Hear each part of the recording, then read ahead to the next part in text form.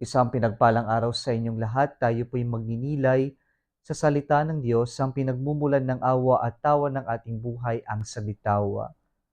Mga kapatid, nagdarasal pa ba kayo? Kung oo, ano ang laman ng inyong mga dasal? Nagdarasal lang ba tayo dahil may kailangan tayo sa Diyos? O nagdarasal tayo dahil ito'y ating relasyon sa Diyos? Mga kapatid, ngayon pong panahon ng Kwaresma, isa sa mga pinapalalim natin na ating gawain ay yung panalangin o pagdarasal. Sa ating ebanghelyo ngayon, ang konteksto po nito ay nasaksihan ng mga alagad ang ginagawang pagdarasal ng Panginoon. Na sa kabila ng napakarami at nakakapagod na kanilang mga gawain, ay nakukuha pa ng Panginoon na gumising ng maaga at magdasal.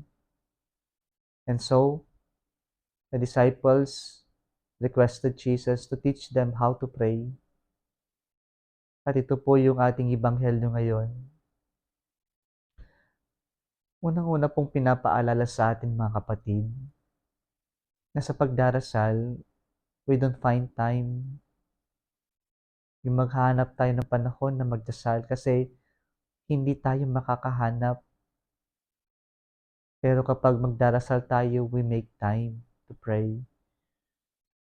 Magdarasal lang tayo at hindi tayo hanap, pero talagang magdarasal lang tayo.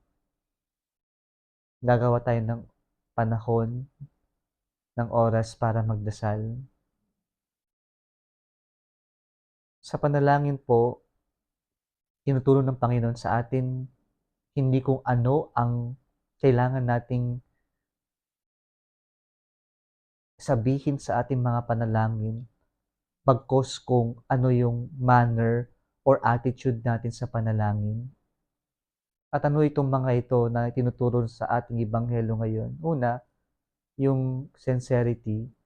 Kaya sabi ng Panginoon sa ating ebanghelyo ngayon, in praying, do not babble like the pagans who think that they will be heard because of their many words.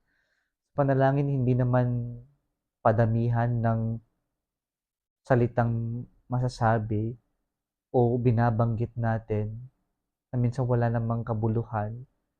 Pero yung panalangin ay ito'y nagmumula dapat sa puso.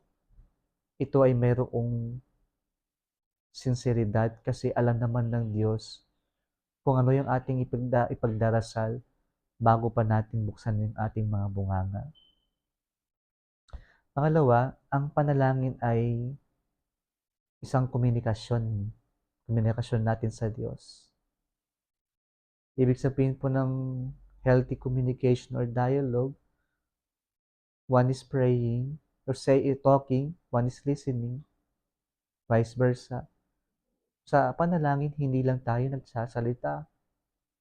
Kailangan din nating makinig sa Diyos. Pangatlo, tinuturo sa atin ng Panginoon na sa panalangin ay dapat walang pagiging makasarili. Kaya po yung tinuro ng Panginoon sa atin na panalangin na tinatawag natin ngayon the Lord's Prayer, walang me, myself, and I. Ang mga pronouns na ginamit ay our and us. Laging nagbabahagi, laging nagbibigay. Kaya sa ating panalangin, dapat hindi makasarili. Sa pagdarasal natin, hindi lang natin pinagdarasal yung sarili natin, pero pinagdarasal din natin ang iba.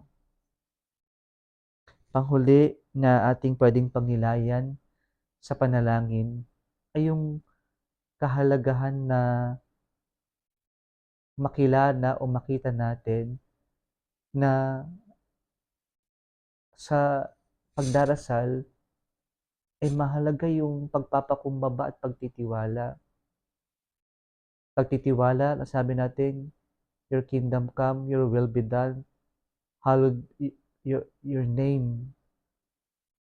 Hallowed be your name. Holy be your name.